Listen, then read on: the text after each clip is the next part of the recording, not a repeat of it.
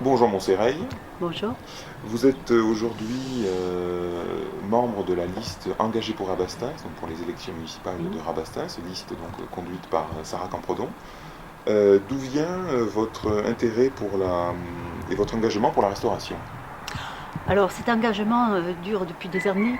J'étais enseignante et directrice d'école et j'ai pu constater une dégradation de ce que l'on peut donner aux enfants dans leurs assiettes, notamment un non-respect de la saisonnalité, des produits transformés, des repas qui voyagent.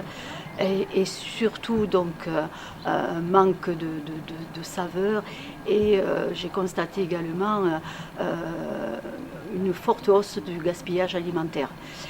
Donc il est temps de passer à un autre mode de restauration et il est temps de passer à une autre transition alimentaire, puisque quand même l'alimentation est un enjeu de santé publique.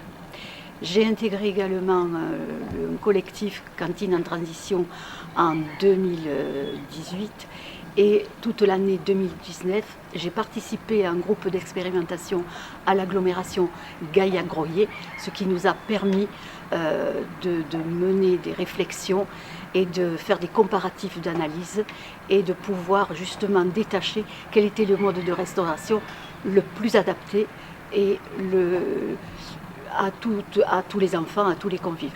Actuellement, on va se consacrer aux enfants, mais c'est un mode également qui peut se référer à d'autres populations telles que les personnes âgées ou autres. Voilà.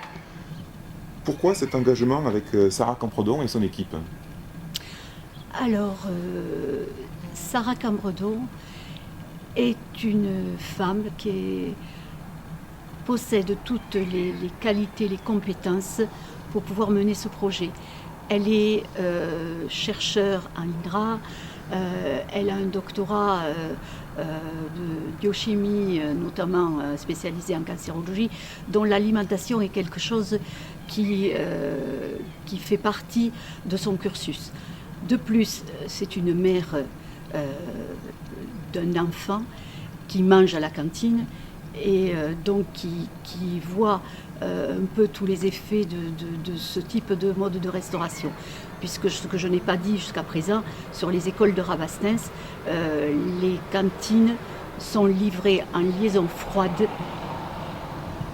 de Barraqueville tous les matins. C'est-à-dire que les repas font 80 km tous les jours dans des barquettes en plastique. Et Sarah, de plus, a pu vivre une expérience intéressante sur l'école de son enfant à Toulouse, une transformation d'une cantine en liaison froide en cuisine sur place, directe, intégrée. Et son équipe est également totalement convaincue par l'enjeu d'une transformation, d'une transition alimentaire pour améliorer la santé et l'alimentation de nos enfants sur le secteur. Donc c'est pour cela que j'ai trouvé une équipe entière totalement à l'écoute et investie dans ce travail-là. Dans tous les programmes des listes donc, pour les élections municipales, on parle de restauration scolaire avec des produits locaux bio. Qu'est-ce qui vous différencie, vous, engagé pour Rabastens, des autres listes et des autres programmes? Alors oui, en effet, l'alimentation est un enjeu sanitaire donc primordial. Et de plus, la loi Egalim de 2018 va nous imposer d'introduire 50% de produits de qualité bio en janvier 2022, de supprimer tous les emballages des contenants plastiques pour 2025. Donc forcément, tout le monde est concerné par cette problématique.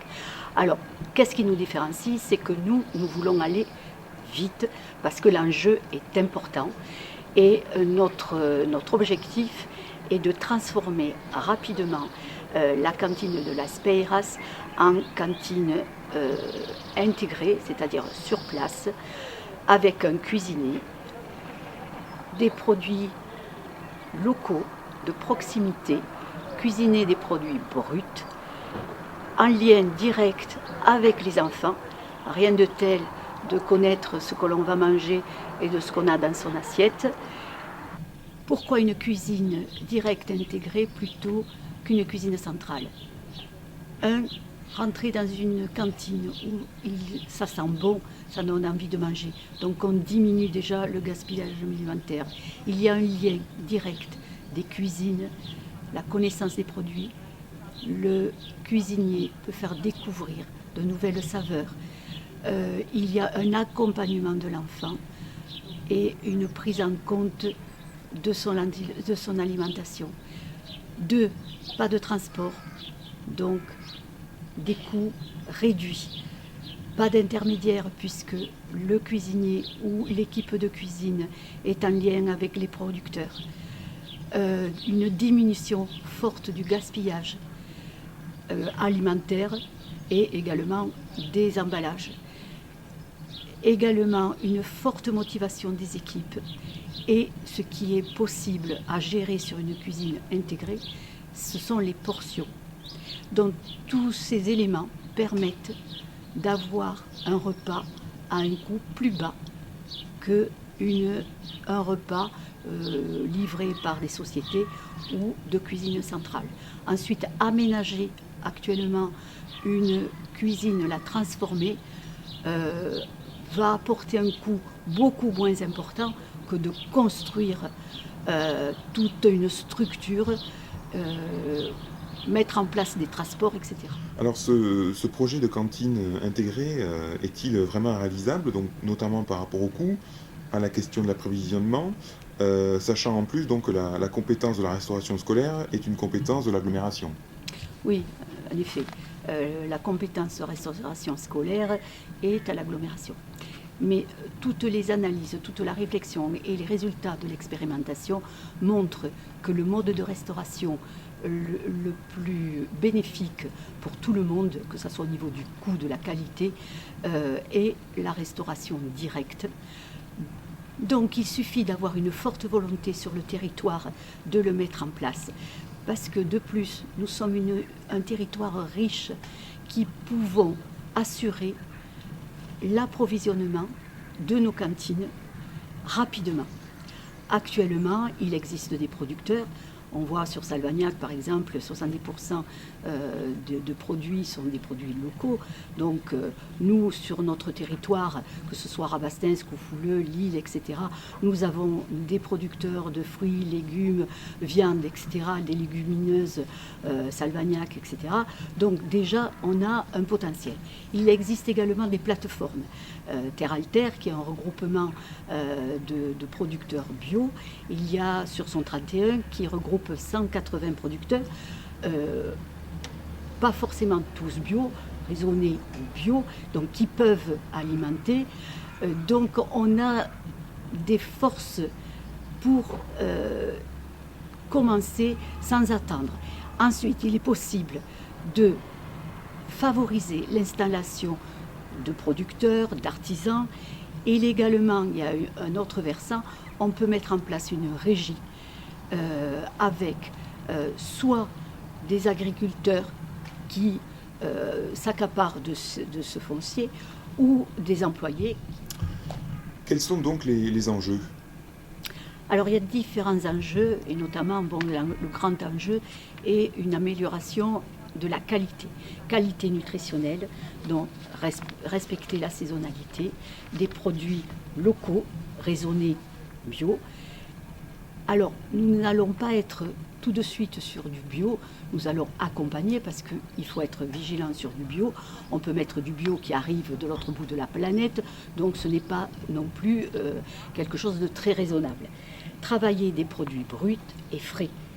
Il y a un enjeu de qualité de production, production locale, raisonnée, accompagnement bio, respect de l'environnement, respect du travail de l'agriculteur, respect de la terre, de la biodiversité et surtout ce qu'on maintient et qu'on va instaurer, c'est ces liens entre les cuisiniers, les producteurs, les enfants et les familles. Il y a également, on va développer une qualité au niveau de la présentation. Un plat qui est préparé, qui est présenté, qui est expliqué, accompagné, donne plus envie d'être mangé que quelque chose qui est posé. Donc on va diminuer, on va améliorer la qualité du repas, mais également on va diminuer le gaspillage alimentaire. C'est ce qui est, c'est l'indicateur premier. Une assiette vide montre bien que c'est bon ce que l'on mange. Il y a l'aspect pédagogique, il y a toute l'éducation au goût, à de nouvelles saveurs, de connaître d'où vient le produit que l'on mange, puisqu'il est possible d'aller visiter des fermes ou d'aller dans d'avoir des jardins pas très loin de l'école ou au sein de l'école. Il y a aussi toute l'éducation au gaspillage et toute l'éducation au circuit alimentaire. Donc, ce qui fait que l'enfant est plus conscient de sa part et de son enjeu en tant qu'acteur dans l'alimentation, et également pour les familles. Il y a un enjeu également, une qualité écologique, donc bien sûr diminution des emballages, réduire le gaspillage alimentaire et surtout la part carbone si nous supprimons tout ce qui est transport. Et un grand enjeu également sur le territoire, c'est l'enjeu économique avec des créations d'emplois, des créations de nouveaux emplois.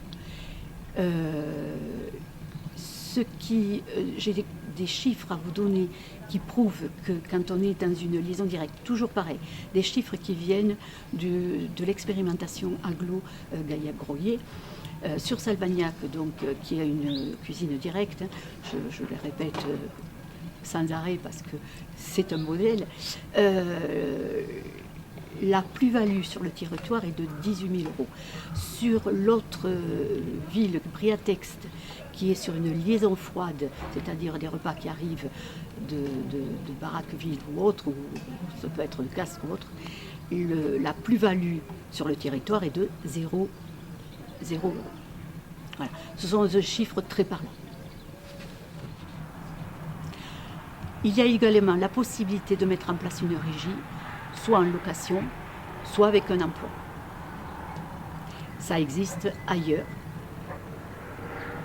donc c'est possible. Bien, comme vous voyez, on a tout pour démarrer. Des élus prêts avec une forte conviction pour défendre, des résultats de l'aglo qui vont dans ce sens, et des citoyens qui vont nous soutenir pour pouvoir concrétiser ce projet. L'enjeu est trop important pour attendre et surtout pour se tromper. Voilà, merci.